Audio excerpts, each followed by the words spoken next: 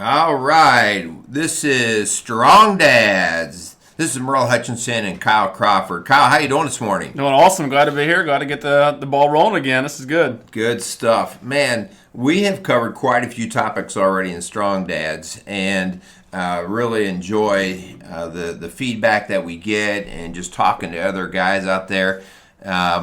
It's just good stuff, and I think part of what we're trying to do here with Strong Dads is trying to bring attention to the need for us as men to step up as strong dads. For sure.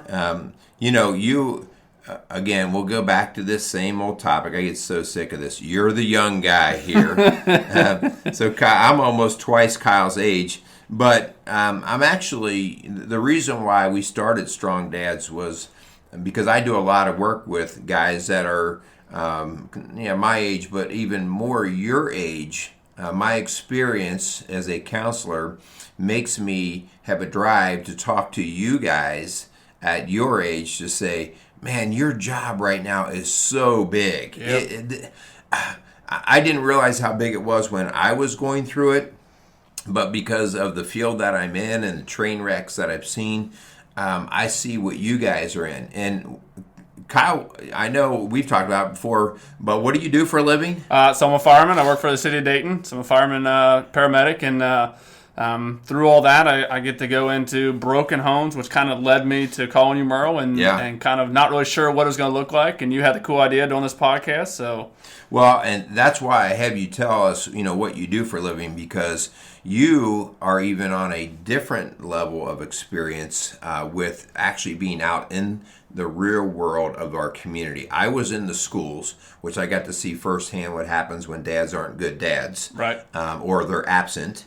And you get to see actually in the community, in the home, whether it's a domestic violence case or we talked one time about just, I think it was a robbery or something. And, it gets back to the idea that the kid had no dad role model. Yeah, just that consistency that they don't have, we continue to touch on it, that strong foundation,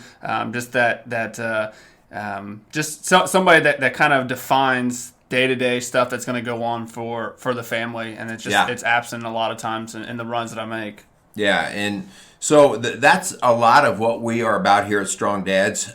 We don't claim to know it all by any means. We are Christian men trying to live a Christian life, and the reason why we are Christian men is because we have found absolute value in the Constitution of being a Christian, of the biblical scripture. It's a foundation of which we build on, right? And so it's so important for us to be grounded in knowing why we're going to be the dad that we're going to be, and not let society or this world dictate whatever's cool or hot or in style, but instead to say, well, what's tried and true? What's going to work? Right. And anything that we talk about is not about trying to be perfect. It's about trying to be a real follower of this Constitution, which we call Christianity. Yeah, I mean, we get to look at the what Scripture says and who Jesus was. As a man, I mean that should be our go-to Constitution for what we want to resemble our own life after. So, yeah, for sure. Yeah. Hey, and don't turn us off. If you're like, oh, man, these guys are a bunch of Bible-thumping dudes or whatever. No, we're just a bunch of dudes. Yep. And we carry the Bible in the sense of we had to, both of us, know that we could not just let our boat be whipped around by the winds in any direction. And we had to say we need a stronger direction. Sure.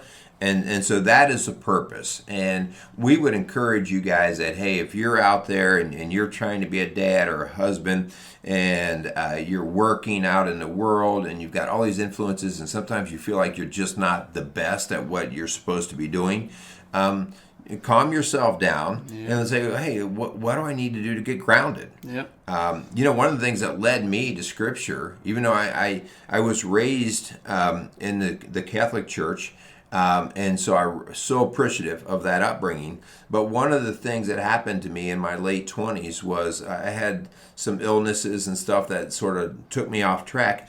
And so I started really listening to a lot of self-help books and reading self-help books. And the thing that I started to realize was all of these things seem to be directed back to biblical principles. Yeah. And I'm like, I'm buying all these other books and I'm going, hello, there's a book out there that already contains all this stuff. And so that's a big reason why I said in a very humble way of like, oh, wow. I didn't want to give this Bible that credibility. I wanted to think that we're somehow, that's old-fashioned and there must be a better way. And Merle and I, we both mess up, and although you a little bit more than me, I mess right? up a lot. I mess up as much as you're right. It took me 20 minutes just to get this recording started today. But as believers in Christ, I mean, we mess up just as much, if not more, than other dudes out there. But we hold on to the fact that we have grace, and we have a Savior who he promises us being a new creation. He promises us a better life. So by no means are we any better than anybody else out there. We mess up just as much, if not more, than other dudes out there. So. Yeah. So, hey, today we're talking about another role. We're going through different roles of being what it is to be a strong dad. And today it is the role of being a teacher. A teacher, not necessarily teaching math problems to your kids, but to be the teacher of your kids and to understand what they are being taught and exposed to.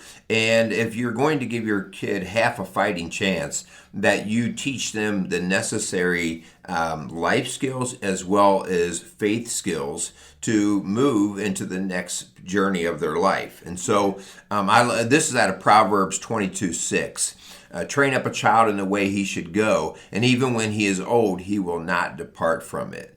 That's just good stuff, right? Oh, for sure. Yeah. Oh, yeah, for sure. And I know sometimes as a parent, I've got some older kids as well, and we get into times where they're questioning their faith, or maybe they're doing some things that are just not very good, and you're going, oh man, where did I mess up? But I've seen with both of my older boys, not that they were ever bad at all, but I saw both of them kind of go out and test the waters. Question what mommy and daddy were saying all these years, and now they've kind of come back to like, okay, wait, this is what mom and dad were trying to help us with, and so they've come back in an amazing way of their own faith. You ever hear that phrase about giving a man a fish? I've heard it once or twice. What is that phrase? I think that's usually from old guys that say that. But so if you give a man a fish, he will eat for the day. But if you teach a man to fish, he'll eat for life. And is that biblical? I don't think it's necessarily biblical, but I think it's really cool. It makes a lot of sense. If it's not biblical, and not that I want to change the Bible, but man, that should be in there somewhere. Yeah, right? I think Jesus, he dealt with fishermen. I think he probably would have liked it in there. Yeah, and I think that's part of what we're going to talk about today is, sometimes dads think they're doing a great job by giving their kids all this stuff, especially material things, the latest toy and gadget and these things. And what we're really talking about is what can you give your kid that will sustain them for not just life, but eternity. And that's a whole different subject. That's a whole different skill set we're giving them, right? Yeah. That's called faith. Yeah. And so this is big, guys. Please listen to this. I don't really care whether you buy your kids the latest shoes or iPad. But what we do care about is what kind of fabric are you going to give them that is going to sustain the world that we're in, and then even the afterworld. And we've talked about it before, just making sure that what we're teaching our kids and setting them up for success, setting them up to make their own constitution when they get older, that they're going to use what we have taught them and what other people are teaching them. They're going to use that to make up their own decisions in life. Just like you were saying with your own kids, and mine haven't reached that older age. That's they're not to the same age as Merle's older kids, so that I haven't got to see the fruits of, I guess you would say, the fruits of my labor yet. but yeah, I'm investing in. I'm teaching my girls what different responsibilities that they have to take on themselves. So when they do get to that older age, that I'll be able to see that. Yeah, they won't be blown away by it or get stuck and like, oh, I don't know what to do. Right. You're trying to create a resourcefulness inside of them of knowing where to dig and how to get through things. So, oftentimes I see dads avoiding this teaching and this interaction because they feel like, I just don't know about that subject, or I don't feel qualified, or I'm just flat out not interested in it. Yeah. And I just would like to say, hey guys, this is not about whether you're qualified or not. Yeah. You are their hero. Yeah. And it doesn't take much to be I remember the first time I coached soccer. I never played a game of soccer in my life. And all of a sudden I was asked, our older son signed up for soccer, and they said, we need coaches. And my wife's looking at me like, how about you? I'm like, I don't even know. I don't know the first thing about soccer. And so I jumped in and was like, okay, here we go. I realized one thing.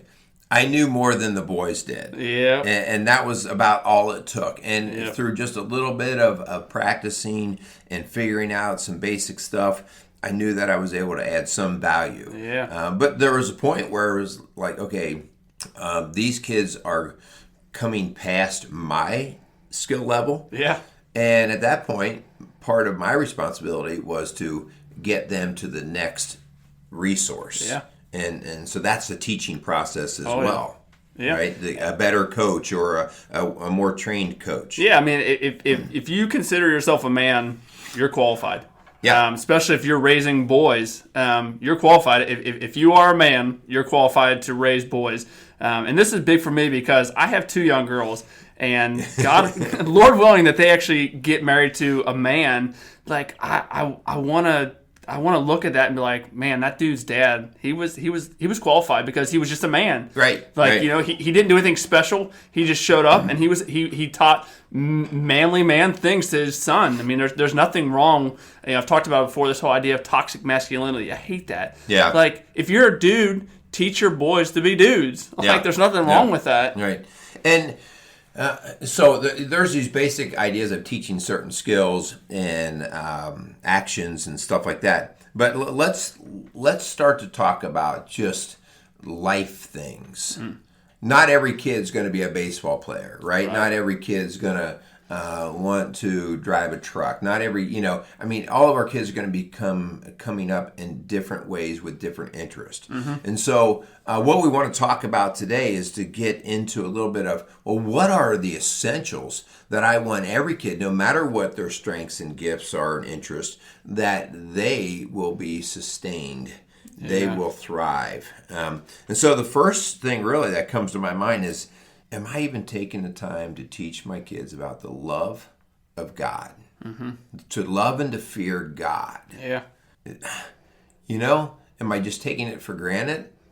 Or am I being active in this pursuit of saying, hey, by the way, you see all of this beautiful nature out here? Yeah. It was created by something huge we call God. Yeah. And to start right off the bat with a great appreciation for their little self in this big place. Yep. Right? And so I'm not teaching about baseball or soccer or anything right here. Right? I'm teaching them about who they are in this huge creation we call the universe. And I've heard people talk about it, that in raising kids with the whole idea of quote unquote religion or Jesus, that idea that you'll just let them decide that on their own, as they get older. And I would just really challenge you to not take that mindset as a dad, that is going to be the most important decision for this world and for their eternal future. Like, it is the most important decision that your kids will ever make in their life, is if they want to follow Jesus. And the fact that we're leaving that up for chance should not be who we are. It should not be a part of our foundation. It shouldn't be a part of who we are as a man. Like, we should step in there tell our kids about who Jesus is. And it's not something, it doesn't have to be, we've talked about before, it doesn't have to be like, shoving a Bible in their face every single day. It can just be, show them your actions, teach our kids through our actions. Like, the whole idea of fearing God is kind of a something that when I first started following Jesus was not something that I ever really fully understood. And it's a tough topic to really, because in a lot of ways, society and upbringing with Sunday school, they teach you, Jesus is this, the shepherd, and he, and the idea of fearing who God is actually it's a biblical principle. It's something we should do, and we should teach our kids that idea that God is powerful. I mean, my goodness, He made the whole freaking world. Yeah. Like, if we don't fear something that big, like, we should teach our kids to fear that. Yeah, and it's. I think we have to be very careful here about teaching them to be appreciative of the earth, right, and all of its resources, but not to praise the earth, not to praise all of these resources, but to praise the Creator of all of that. Yeah, and there's a difference there. We see a lot of people that this. I love nature. I love going hiking. I love going out. And sometimes I can go, man, this earth is beautiful. But then I have to say, thank you, God. Yeah. It's not beautiful because it just created itself. Yeah. There was something much greater involved. So teaching your kids where all things come from is just a great starting point. Yeah. And I like, what you're saying there. If we don't teach our kids, because there's another step. There's the Creator, right? But then there's the Creator of the pathway to meet Him, and that's Jesus Christ. Yeah. And that's a whole different lesson. Yeah. Right? There's a lot of different cultures out there that really give credibility to a God. Yeah. But Christ is the only one who said, I'm the way, the truth, and life. Nobody gets to the Father except through me. Yeah. I had a hard time with that. Yeah. Because at first I was like, wait a minute, you're telling me this guy can't go to heaven or whatever, this guy's going to hell.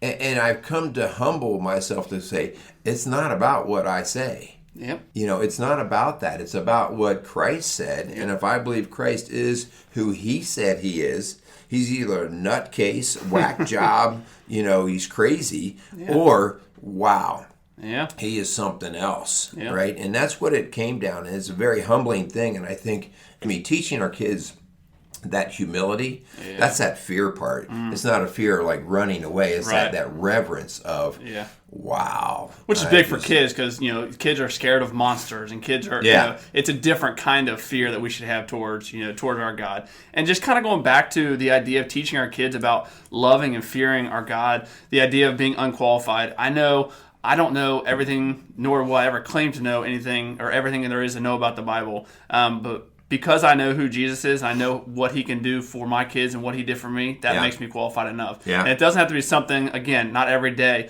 but if you kind of plant that seed, the idea of who Jesus is, what He can do, how He can radically change your life, and then you hope that our kids grow up and they figure out who Jesus is for them and they make it their own. And then hopefully someone else walks alongside of them and kind of waters that seed and makes it grow. And then they really develop into having their own relationship with with Jesus. Yeah. So our first thing we're going to try to teach our kids is that love and fear of God, right? The second thing I really feel like we can impart to all of our kids is the love and the respect for the design of family. Now, this might seem like, why family?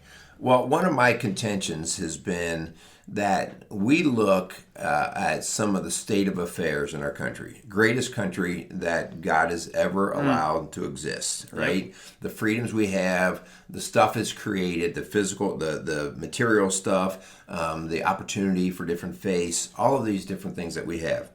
And if we look at this, we see that the thing that starts beyond loving and fearing God, the next thing that starts is quality of our family. Yeah. Our family is the nucleus, right? It's the first thing that says, okay, this is the little microcosm of what the rest of the world is looking like. And so let's make this microcosm completely as healthy as we can. Yeah. And so teaching our kids about the value of family.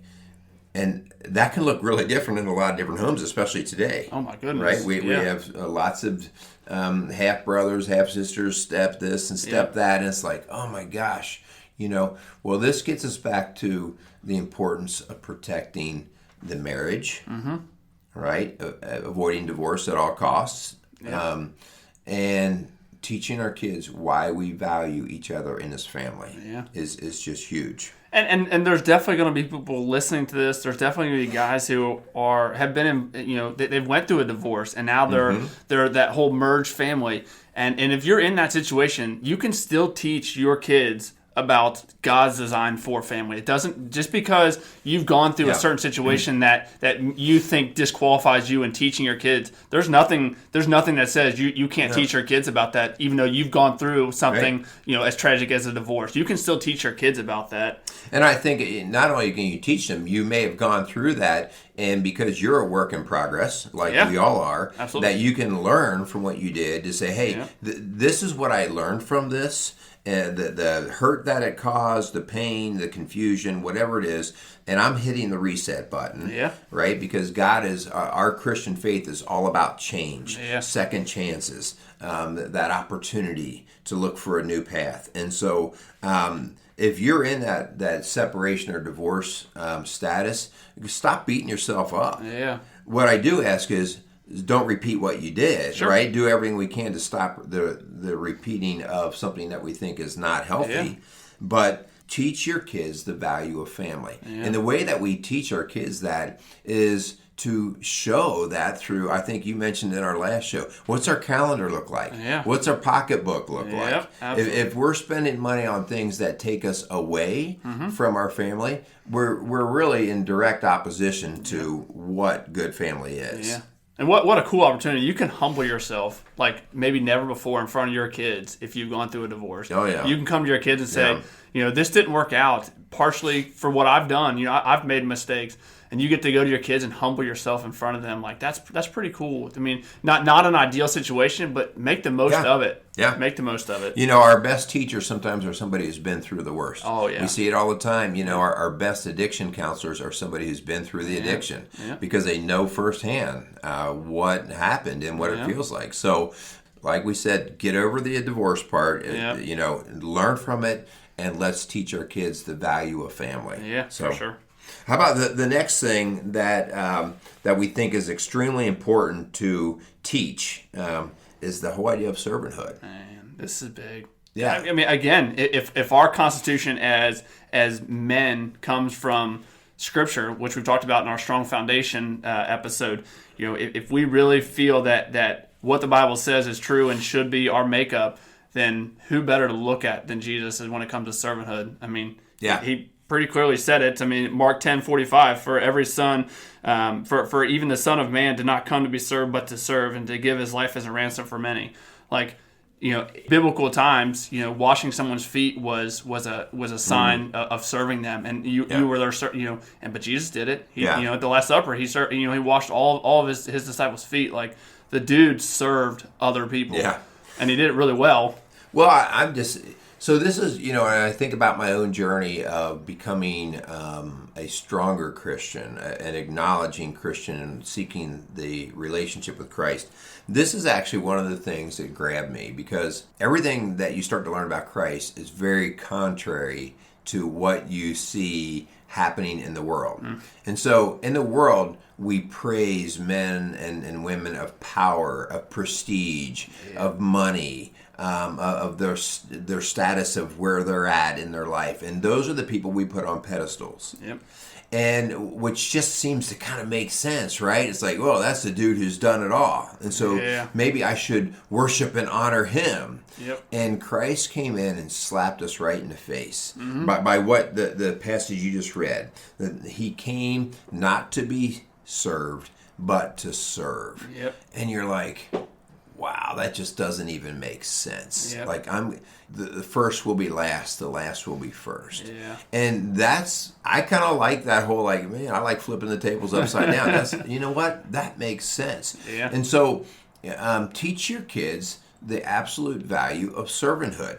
And I see this all the time when I teach parenting stuff. the entire house, we got 4 kids in the house and mom and dad and everybody's crazy. And then I'll ask the question, okay, tell me, what are the chores in the house? Yep. Who does what? Well, they really don't have any chores. And I'm like, what? Yeah. Oh, yeah. You say you want to raise your kids and to be good people and everything, and you're a Christian family, and your kids don't know what service is? Yeah. So please teach at the age of 2, between the age of 2 and 3, you can start teaching your kids service. Sure. Okay, that doesn't, and again, this is where sometimes people throw the baby out with the bathwater. We're not asking you to be slave drivers. We're not asking you to violate child labor laws. Right. We're saying, and this is a great time to say to your 2.5-year-old, okay, come over here, help me clean up your toys. Yeah. And put your toys back in the toy box.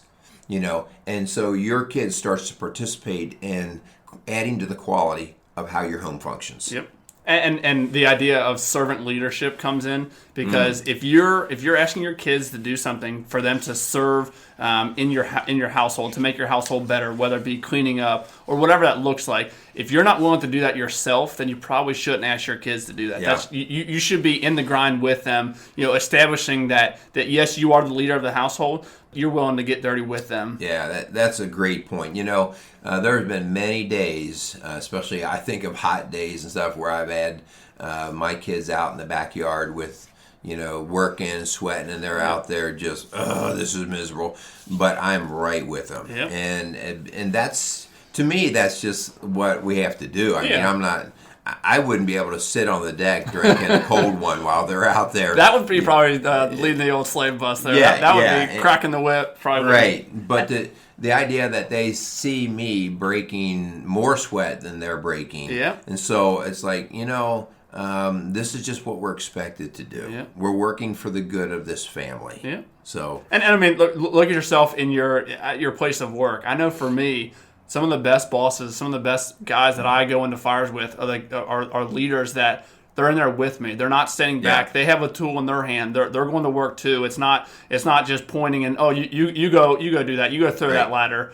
Like they're in there with me. They're fighting fire with me. Those are some of the best bosses I've ever had. Yeah, they're willing to get dirty. Yep. So teaching servanthood. How about this one? The idea that this is a tough one. And teaching your kids about their gifts. Now, I say this is tough because the world really starts to hone down on what it says is important, or it is labeling as a gift, which can be very, very different than what God says is your gift. Yeah. And this is one of those things, again, I recognize as a school counselor coming through, and for the most part, we talk about kids that are gifted in reading and writing and math. And we even use that term, which makes me sick. And I just say it right here. It makes me sick that we use the term gifted in schools. And we place kids in this category of being gifted. And my statement to you is, if you're going to place one in a category of gifted, you better place everybody in the category of being gifted. Because every one of us has gifts. Sure. And maybe the school won't reveal a particular gift. In fact, the school may very well squash the gift. Yeah. If you're a talker, and that's your gift, I guarantee you the school's going to find a way to squash it. Yeah. Be quiet, shut up, you're pulling another card, you talk too much. And again, there's a time and a place to talk, right? Sure. But let us not let the school or the world define what the gifts are of our children. Yeah. In saying that, it also means that we have to teach our kids how to use the gifts that they have. Absolutely. Right? So if talking is their gift, which maybe they'll make a lot of money someday as a salesman or as a preacher or something to that effect. Sure. Okay, there's still a way to use that. Yeah. And so I would never go into the school and say, stop disciplining my kid for talking too much. It's his gift. No. How about you as a parent talk to your kid about, okay, this is your gift. Yeah. Now let's start to understand how we have to use it. Yeah. And that just going back to the school, I know a lot of boys have energy, and a lot of times schools want to medicate that and want to kind of suppress that. And again, just that's how God wired men to be, boys to be. Boys have a lot of energy. If you have a boy, I don't. I have a couple nephews that are wild. They like to climb. They have energy, but that's good. That's like, but again, as parents, we need to teach them to kind of hone in on those and find out what those gifts that they do have, because having energy is a good thing. Yes. How you use it, that's how you really stand. That's how you separate yourself from the crowd. Right. Man, I could go on forever on this subject because of just my background. Right. But here's the bottom line. This is the idea that the body is made up of many parts, and all of these parts have a purpose, and one is not better than the other. And my hands need my heart need my hands, my legs are connected to my body, my eyes, everything is important. And my body is not whole until they all come and work together. Yeah. And so please, the way we teach our kids their gifts is by exposure. We say, hey, let's go out and do different things. Yeah. And by trial and error, by failure. Yeah. You talked before a little bit ago, prior to us recording, you're talking about your daughter, and I hope she's not going to listen. You're saying she's not like the best soccer player in the world. Well, no, so it was basketball. So we got into. I decided to see if my oldest Ava wanted to play basketball, and I love basketball. I love everything about it. I'm all in on, especially college basketball. So I decided to help out and coach this year with her, and Ava struggles. We'll just say she struggles in basketball. But she's so sweet. She is. She spent majority of the time on the court crying. God love her. We just know that basketball is something that if she wants to pursue, I'm all for it. But there's a lot of work that needs to be done. Yeah. But that's okay. We'll figure it out. I'll help teach her. I'll help teach her about basketball. So. Yeah. And again, this is the process of learning, right? And we don't know at this age, and this is the thing that tires me out with some coaches, that they right away will dictate, well, this kid's never going to play. Listen, until you can tell me what this kid's going to look like as a young adult or an adult, don't tell me that they can't play. I came into high school 5 foot tall, 100 pounds, and I left 6 foot, 140 pounds. So my freshman year, my basketball coach was like, you're definitely going to be a guard. And I still am a guard, but I grew a foot, so just like you're saying, I mean, that's a big growth. There's hope. There's hope. Yes. Yeah, so, teach your kids by exposure, by getting them out there, let them try different things, and just be very careful not to let the world define what your kids' gifts are. You help them with their gifts, and then find the right way to channel and use those. Yep. Yeah, and right now, more than probably ever, schools are pushing this whole idea of you have to go to college to be successful. Yeah. And just the idea that that's not true. It's not true. I mean, why is it that our trades right now, our trade schools are struggling to get people? I know in the fire service we can get applications right now because no one wants to do it because it's hard work. Yeah. And if your son or daughter shows signs early on of that willingness to work, that willingness to like hone in on that, use that. Don't force and don't shove. Just like you would never want someone to force something on you, you should not force things on your kids. Let them make their own decision, but you have to guide them and teach them how to use the skills and the God-given talents that they have to benefit them as adults. Yeah.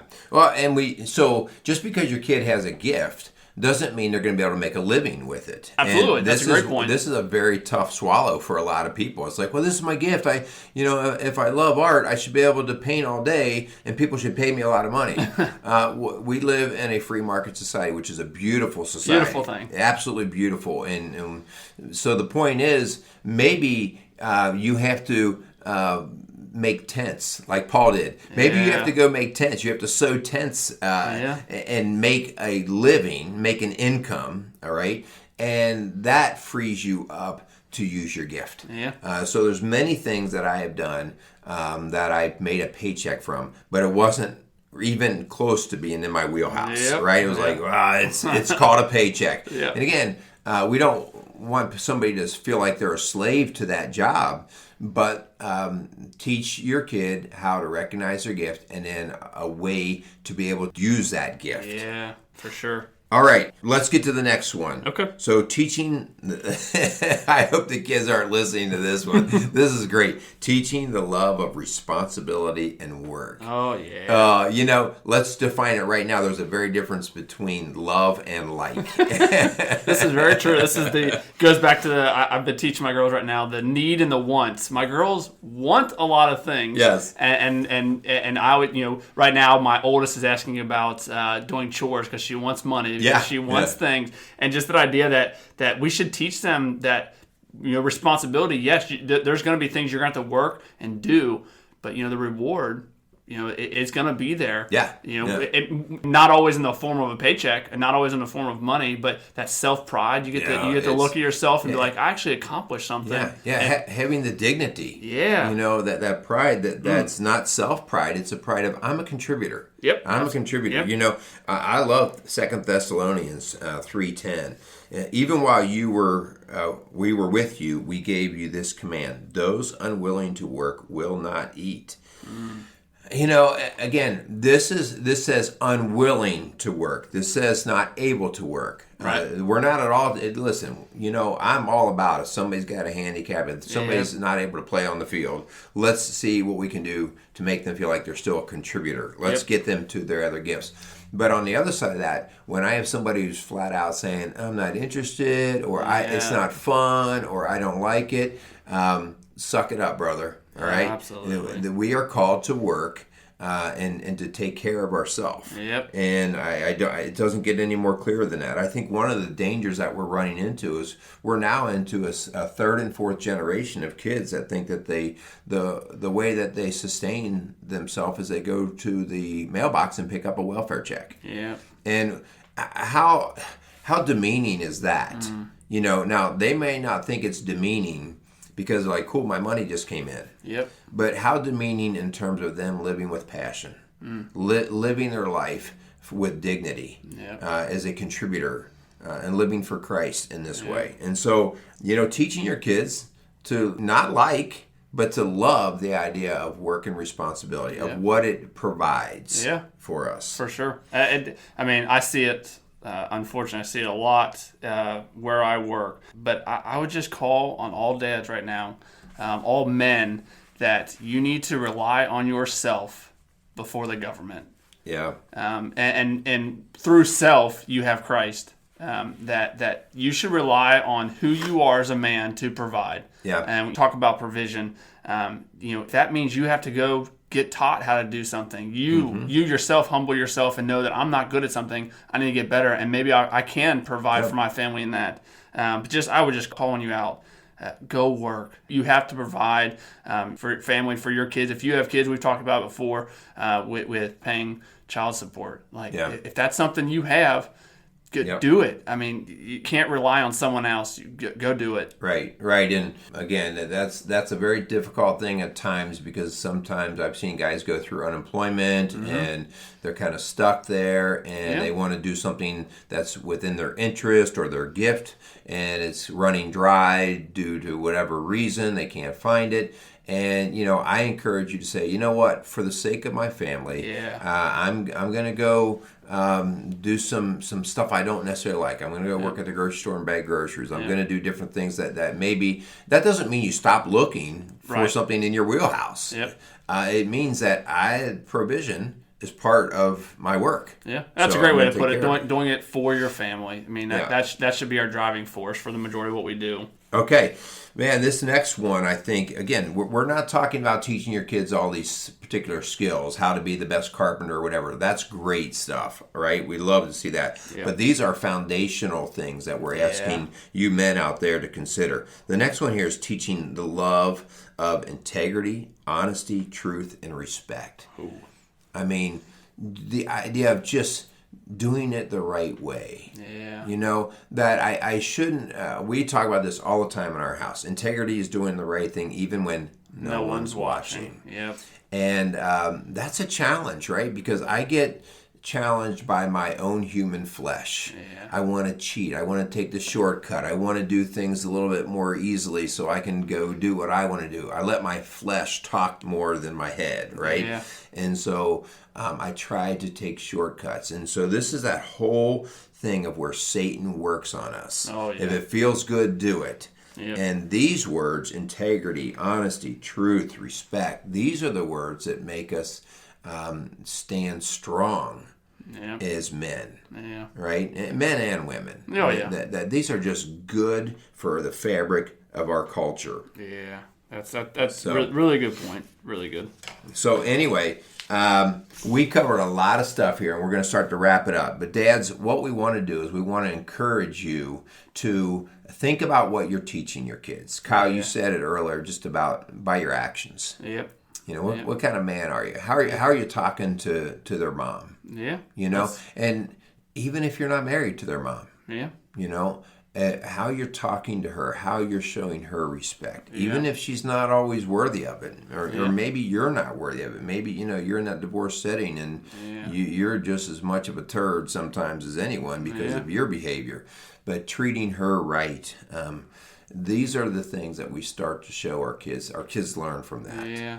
So our behavior. Yeah, and I've mentioned before, and I'm raising 2 girls, and I know that when my girls start dating boys, that I hope I'm at your house the first time that happens. they're gonna look for characteristics that they saw in me as they were older, that the things that they like about me, which might not be a whole lot, but they're gonna look at those, and that's what they're gonna look at, because I'm their first man that they've ever loved. Yeah. And you know, You're the role model. yeah, and you have to take that job very serious. And I suck at it a lot of times. Like, there's things, I mean, yes, there's a lot of times where I'll blow my wife off and I'll say something rude to her, and then it's like my girls are sitting there with open eyes and they're like, They just heard that. oh wow, Yeah. way to go, Dad. Yeah. Way to go. Especially if it's, and this is where we get messed up in our house, we call it sarcasm, or we'll say, I'm just joking, I'm just teasing.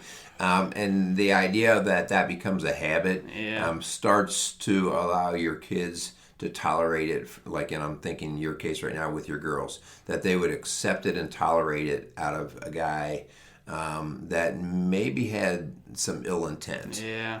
And so we just have to be aware. I'm not, you know, we need humor in our homes. We need that fun, but we have to understand what our kids are seeing. Yep. So- And going back to we needing humor, something that I think is so true. The idea that we need to teach our kids to take life and their job whenever they do get jobs. They need to take that very serious, but stop taking yourself so serious. Oh, that's a great point. Oh, You know? I mean, if I took myself serious, I can't even take you seriously. I can't either. I mean, but I take my job very, very serious. I take my relationship with Jesus Christ very, very serious. But I don't take myself serious, because right now, more than ever, we are so thin-skinned as a society. We need to just realize that we all suck. We all have flaws. Like, just laugh about it, though. It's funny. I hope when Ava, my oldest, when she's 12, 13, 14 years old, she can laugh at the time when she sat on a basketball court and cried for the entire game. I hope she does. Like, I hope I'm teaching her those qualities, that it's okay to laugh at yourself. Well, it keeps the finger pointing and blaming and making up excuses to a minimum. I mean, when you make a mistake, if you can laugh at yourself, you can quickly get over it, and then you can get to the point of growth and learning. And so learning and self-improvement is not going to happen if you don't own it. Yeah. So we've talked about that many times. Oh, yeah. All right, so fear of God, love of family, love of servanthood, learning and loving your gifts, teaching your gifts, love the responsibility and work, and love for integrity and honesty, truth, and respect. So these are the different areas that, dads, we want you to think about. We want you to see what kind of teacher you've been in your home. We want to close things out by just saying thanks for listening. Thank you. We hope that we were of value to you guys out there. If you like what you're hearing, I ask that you contact us, shoot us a message. You can contact us on Rock Solid Families, and the email there is hutch@rocksolidfamilies.org. Shoot me a note or whatever. If you have a question, we can try to help with that. Also, if you would like to make a contribution of any sort, making donations, nothing happens for free. That's the other thing you have to teach your kids. Nothing's free in this Money doesn't world. grow on a tree, right? Yeah, and so if you like what you're hearing and you like to see us continue to produce work, please help us out. Be willing to maybe help us out with a little donation. So, Kyle, thank you. You're on a sleepless night again. You came off saving lives. Oh, yeah. But you're looking pretty good today. You still got it together. So, all right, we're going to sign off. Kyle, thank you. Yeah, no problem, guys. Go out there and be strong dads.